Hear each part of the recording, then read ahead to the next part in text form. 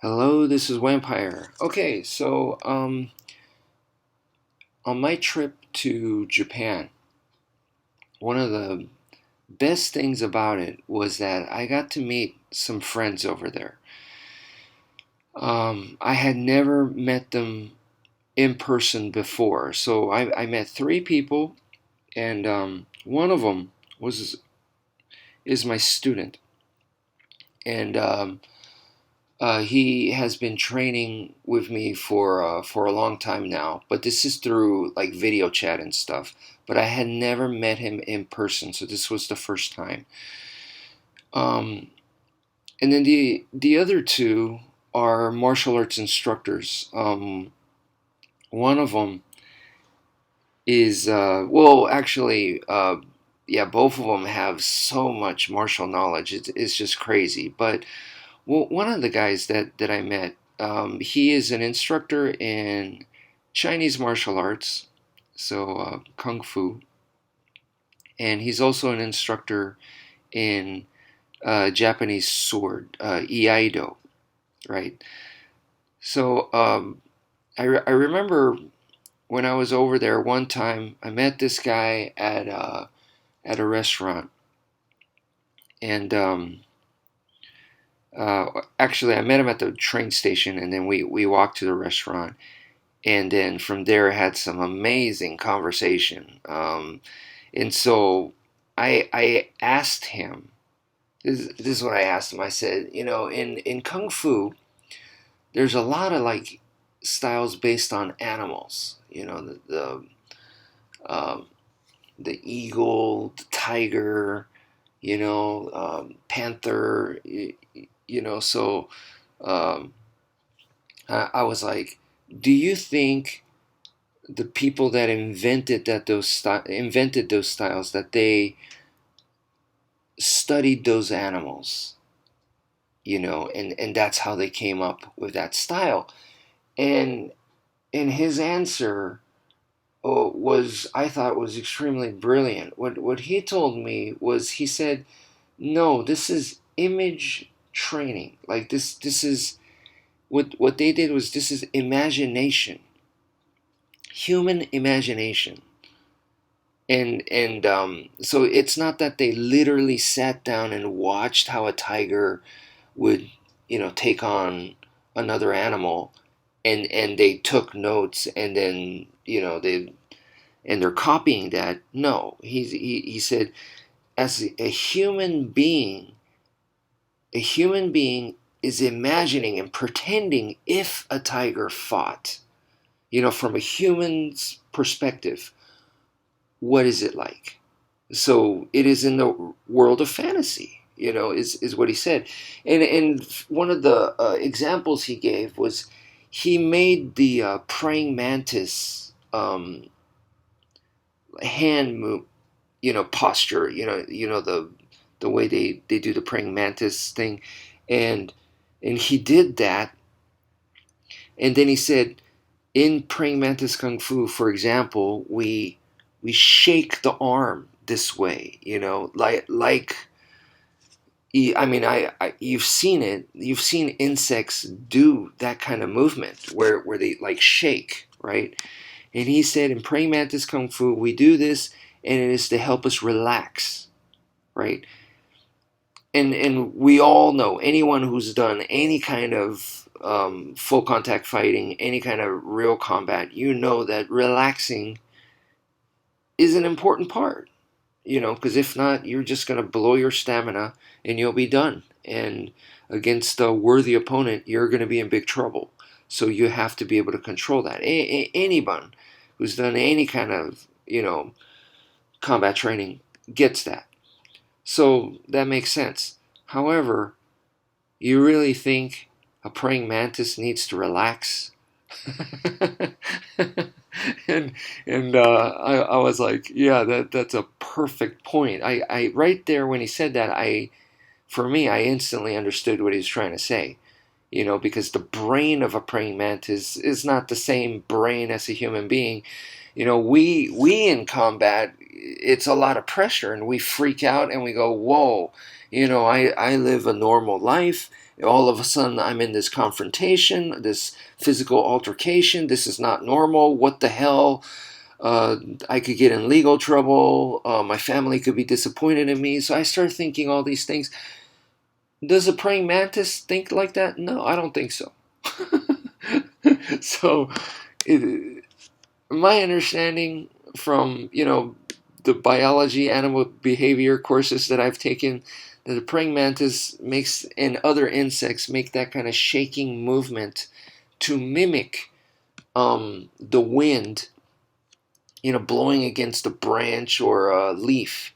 So in other words, it's camouflage. It's how it stalks and slowly creeps up on its prey, or not get noticed, or blends in and not get eaten by a bird or something. So at that point, I that makes sense to me too. So yeah, that this is image training, right? So then the next thing, my next question, and this, I didn't converse with him about this, but I was like, oh, that's really interesting. Thank you very much for that input. All right. And then later I thought about it. And what I thought about was, is it necessary to do this kind of imagination training? Is this kind of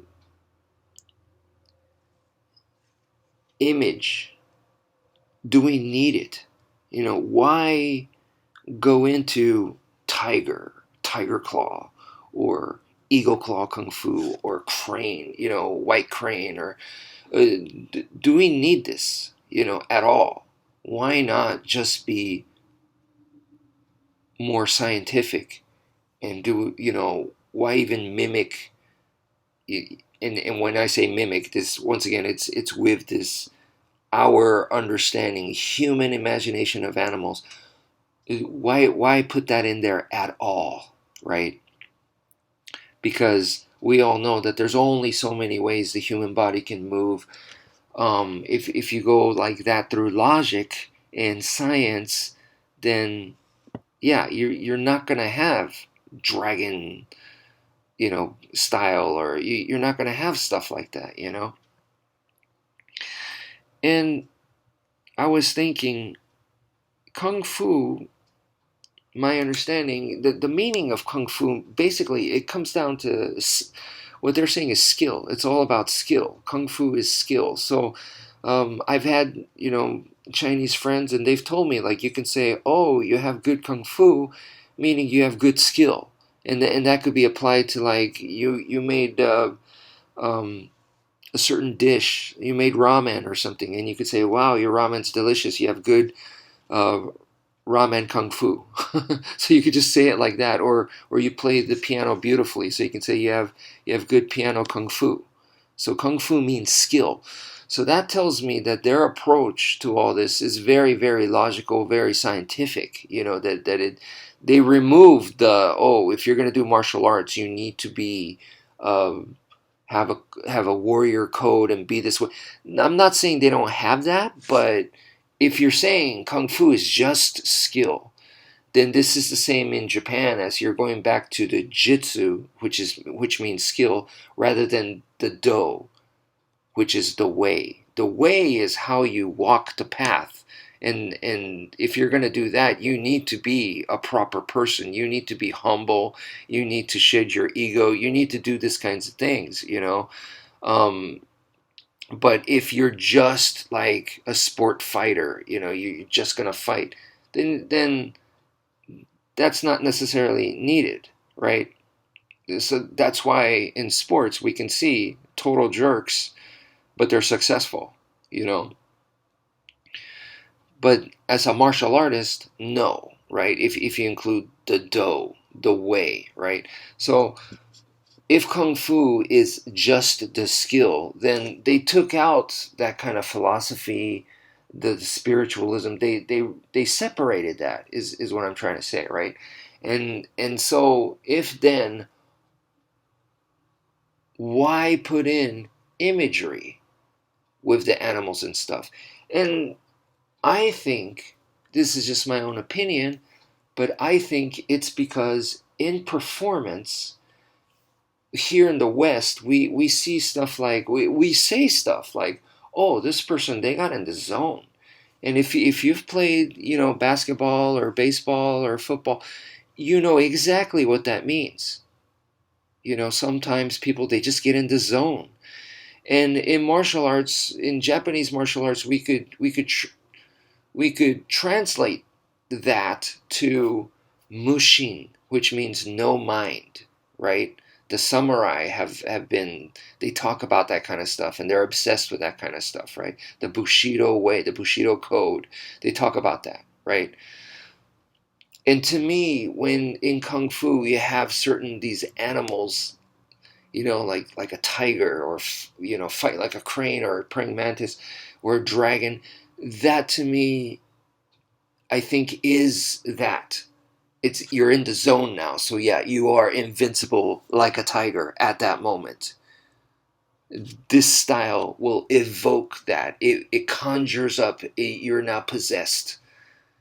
So even though your style is logical, is very logical, you know, maybe even to the point where it's scientific, yet if you combine that scientific martial science and very logical style on top of that with this kind of mentality, then yeah, it takes you to another level. So then finally, this makes sense.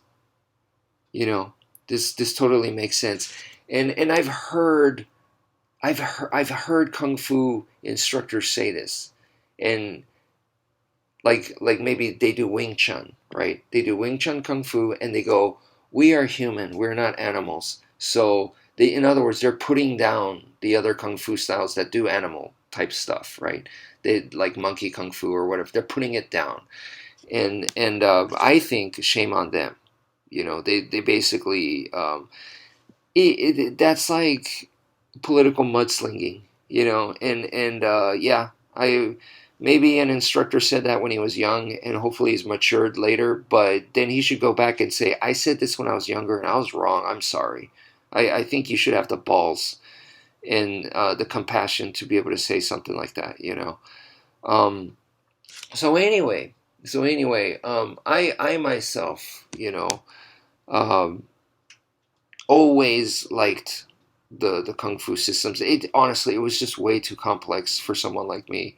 I'm more simple-minded, so something like Filipino martial arts worked better for me personally. And then plus, I'm a Japanese person that lived here in the US for a long, long, long time. So, I am bicultural. Filipino martial arts to me is a bicultural style of East and West. So, I guess that's why Filipino martial arts really, really clicks for me, is what I'm saying. But anyway, that being said, always been fascinated by Chinese martial arts, kung fu. I love, the Shaw Brothers movies. Love kung fu films, old school kung fu films. Love that stuff. The stuff that the Wu Tang Clan sings about. The mystery of chess boxing, the five deadly venoms, all that. Love that. So anyway, my respect for Kung Fu once again just went up. So that's it for now. Thank you for viewing, and take care, folks.